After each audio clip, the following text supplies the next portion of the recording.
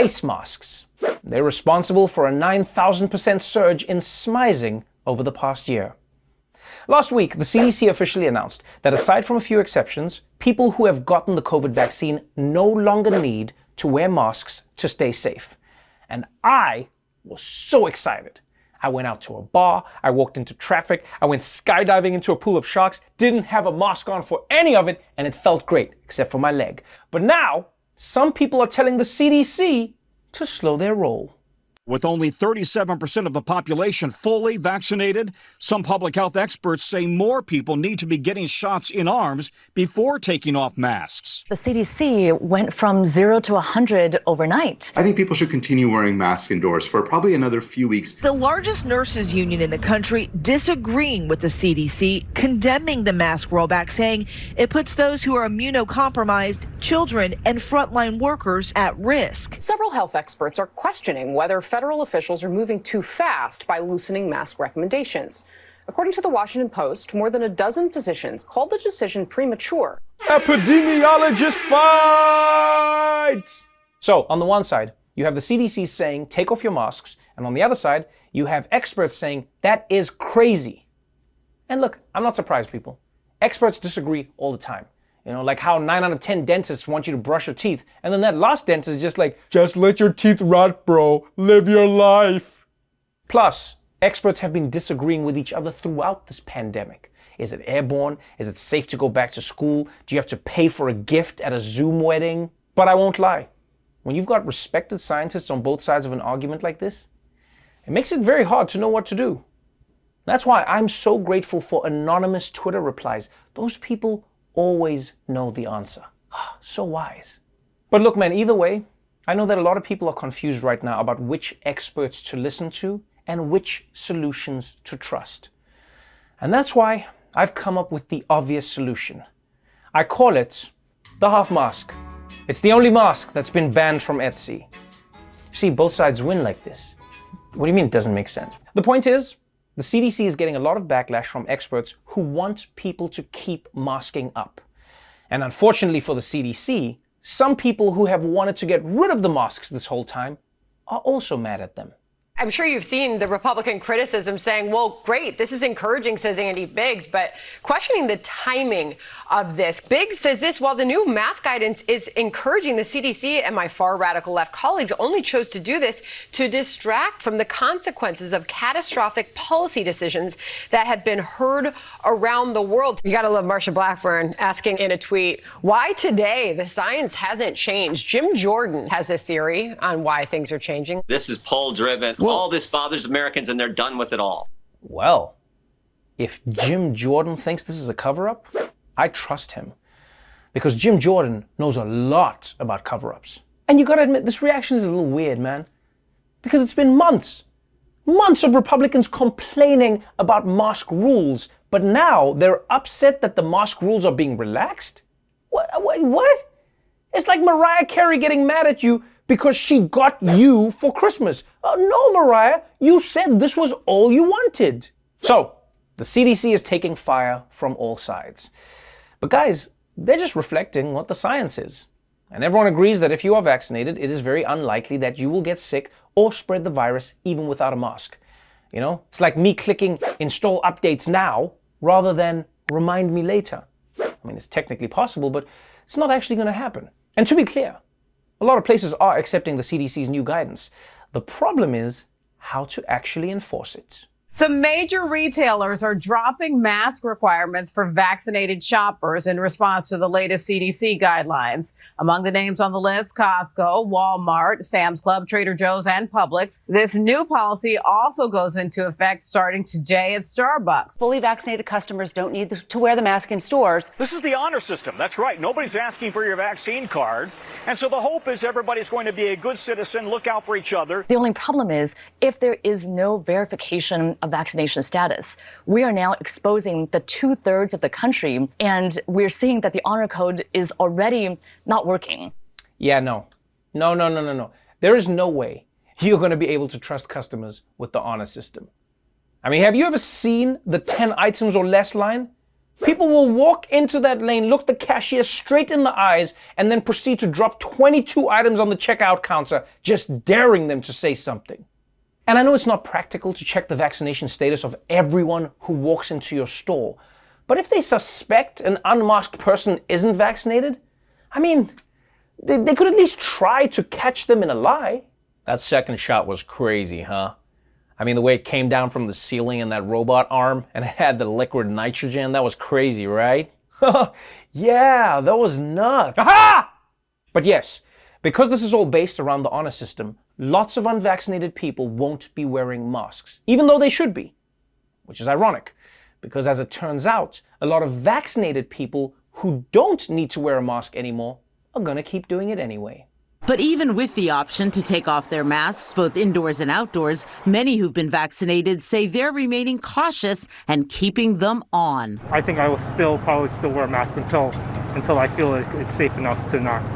Yeah, and it's not just to protect me, but to protect, like the CDC has said, protect the ones around us. Last week they tell you everybody must wear a mask, and now 2 days later they're saying take off your mask. I don't trust any of it. If you're not wearing your mask, I kind of want to stay away from you. It's tough to explain to the kids as well how we can take our masks off, but they have to keep them on. Until I get more information, until I get more directions, I'm going to keep the mask on. Wow. I can't believe we were worried that we wouldn't know who's vaccinated or not. Because now it's obvious. The vaccinated people are the ones still wearing masks. It is a little weird to me that some fully vaccinated people are treating their faces like limited edition Pokemon cards that can't be let out of the box. But at the same time, I do get it. If you spent a fortune on masks this past year, you want to keep wearing them so that you get your money's worth. And I understand that. As someone who owns 743 hoodies, I'm wearing these things. And here's the thing. Let's be honest as people. Wearing a mask, even if you don't need to, harms literally no one. All right? People are out here wearing fancy Crocs and fanny packs. It's fine. Do whatever makes you comfortable, for whatever reason you want. Although, I don't know about those people who are saying they are wearing a mask because their kids still have to wear a mask. What do you mean? I'm setting an example for... You're an adult! Different rules for adults is one of the very core things that kids learn. Just tell them, I don't have to wear a mask, and I can stay up past 8, and I get 2 servings of ice cream if I want. You know why? Because I got old, bitch. Seriously, people, if anybody wants to wear a mask because that's what their gut tells them to do, that's fine. And I'm not just talking about risk-averse liberals either, because apparently some coronavirus conspiracy theorists have also started wearing masks because, get this, they believe that vaccinated people are infecting them with their mutant microchip DNA. And you know what? Honestly, more power to them. In fact, it kind of warms my heart a little bit to think that somewhere, a liberal who is wearing a mask, even though he's vaccinated, will run into a conservative wearing a mask to protect himself from vaccines. And the two of them will look at each other and think, yeah, this guy gets it. When restaurants shut down during the pandemic, many of the people who worked there lost their jobs, which sadly was probably unavoidable. I mean, think about it. You can't pay a bunch of people if they're not doing any work. I mean, this is a business, it's not Congress. But what was less expected is that now that these places are reopening, many of the workers aren't coming back. This morning, restaurants across the country are struggling to keep up with demand. Business is starting to boom, but hiring is not. Hotels and restaurants say there aren't enough people applying for jobs. Restaurants are getting busier, and we're finding it really harder to find staff. There is definitely a glut of jobs and a lack of hands to fill positions. In January, 7% of restaurant operators named recruitment and retention as their top challenge.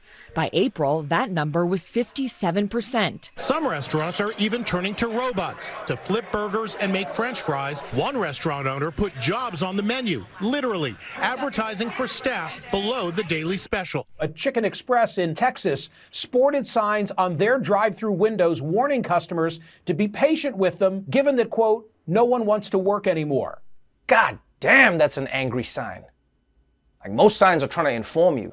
That sign is just trying to drag you into some drama. I'm like, hey man, I don't want to get political. I just want to buy 6 nuggets to eat in traffic. But that's right. Restaurants like Chicken Express are finding out that their workers want to be there as much as the chickens do. And instead of doing right by their workers, they're now turning to robots to do the job, which I actually think is a brilliant idea. Yeah, think about it. Instead of hiring people in these jobs, just get robots to do it. And then you also get robots to raise the chickens and deliver the food. And then you can get robots to market these companies and create the ads we see on TV, right? Oh, you don't even need people for those ads, right? You can use robots for that too. And then like Wall Street can become robots and police can be robots. Teachers, doctors, lawyers, all robots. And then because no human has a job, they can't afford to buy anything. So we just make robot consumers. And then the cycle is complete and humans are no longer necessary. Terminate, terminate, terminate, terminate, terminate, terminate. So why is it so hard for restaurants to find workers?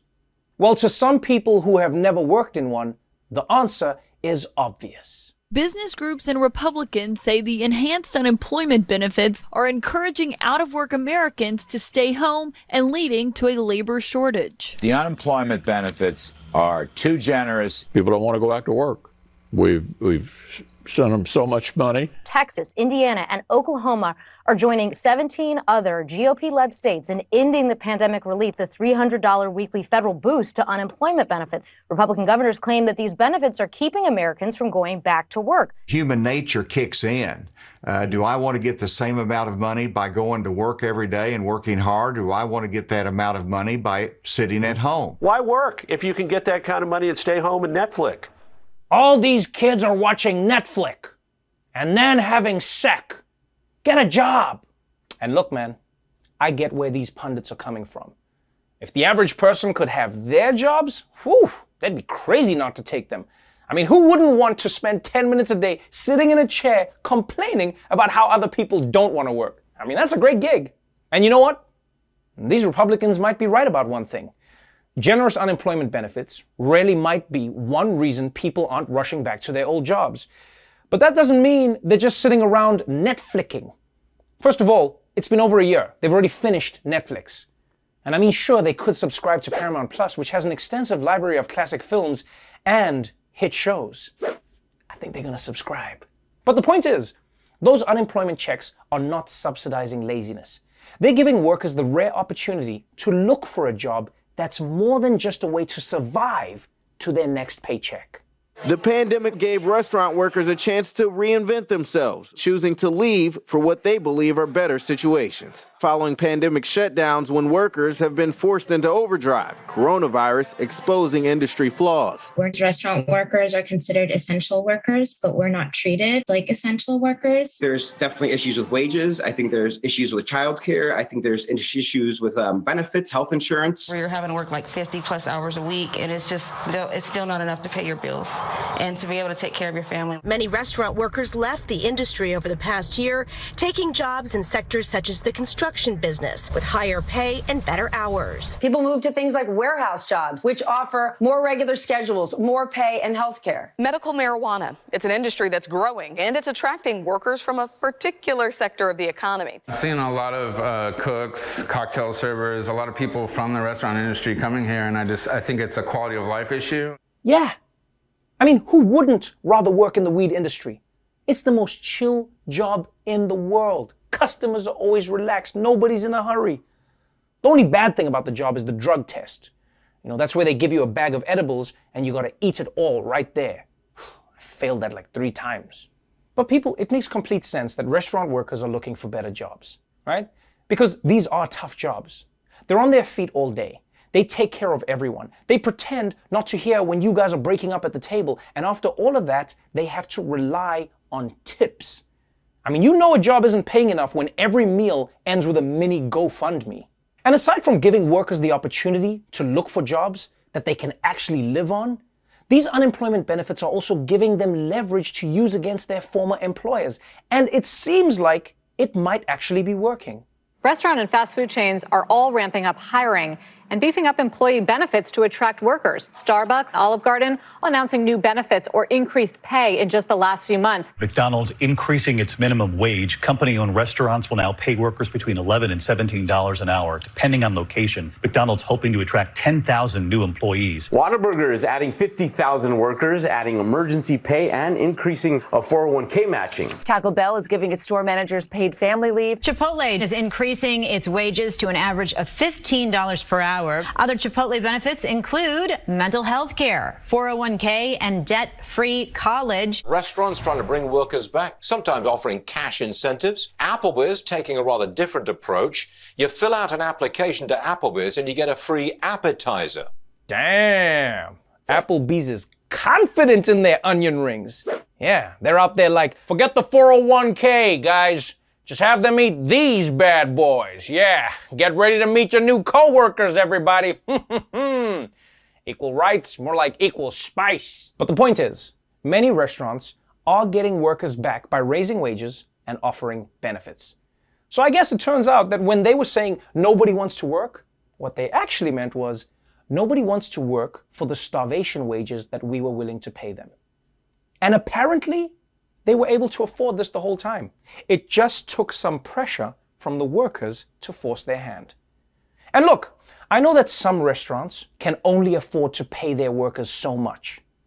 But I honestly believe that that's your responsibility as a business owner to figure it out. Like if you need more revenue, I don't know, try adding a side of guac to the menu. That's one thing I've learned in America is you can charge whatever you want and customers will pay for it if it's guac. Doesn't even matter if it makes sense for your restaurant. Just add guac. Seafood place, add a side of guac. Indian place, add a side of guac. Guac place? Well, I mean, you're already balling. You don't need advice from me, player. The point is, if your business can only get by on the backs of workers who can't, then that's not a sustainable business. Because everyone deserves a job that lets them afford the necessities of life, housing, healthcare, and at least one Netflix. Andrew Cuomo, the governor of New York, and wow, he's still governor. Oh. Cuomo got a lot of criticism last year for his self-congratulatory book about New York's coronavirus response. And now we're learning just how much money he made off of it. Tax records released this week reveal that New York's Democratic Governor Andrew Cuomo is set to earn more than $5 million from Crown Publishing for his book in which he shares his leadership lessons from the pandemic. This despite harsh criticism of Cuomo's handling of the pandemic, accusations he and his administration covered up data about nursing home deaths, and despite reports that the state's attorney general is investigating whether Cuomo inappropriately or even possibly illegally used state resources and staffers to help write and promote the book. Wow, really? Andrew Cuomo got $5 million for a book about how well he managed the crisis. I mean, that's got to make him one of the highest paid fiction writers of all time. And you know, once word gets out about this, you know there's going to be a lot of people thinking, maybe I should kill everyone's grandmas. That's a lot of money. And even though $5 million sounds like a lot, keep in mind, this number is coming from Andrew Cuomo. So in a few months, we're probably going to find out that it was at least 3 or 4 times higher than that.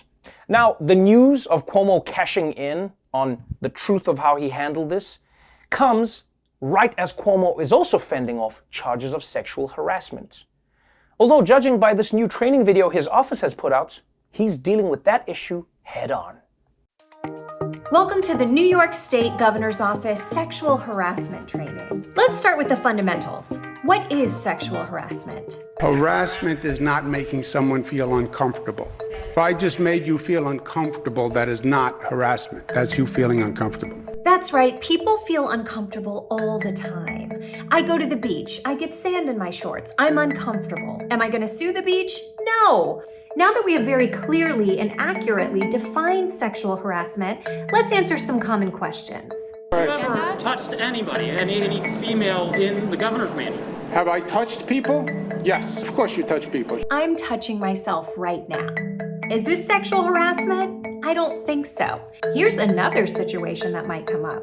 Now, is it possible that I have taken a picture with a person who, after the fact, says they were uncomfortable with the pose in the picture, yes. Being uncomfortable isn't sexual harassment. Both parties need to agree that they're uncomfortable. That's what's called consent. Let's keep listening together. This concludes the New York Governor's Office sexual harassment training. You now have all the tools you need to sexually harass anyone in your office. We're supposed to train them not to sexually harass.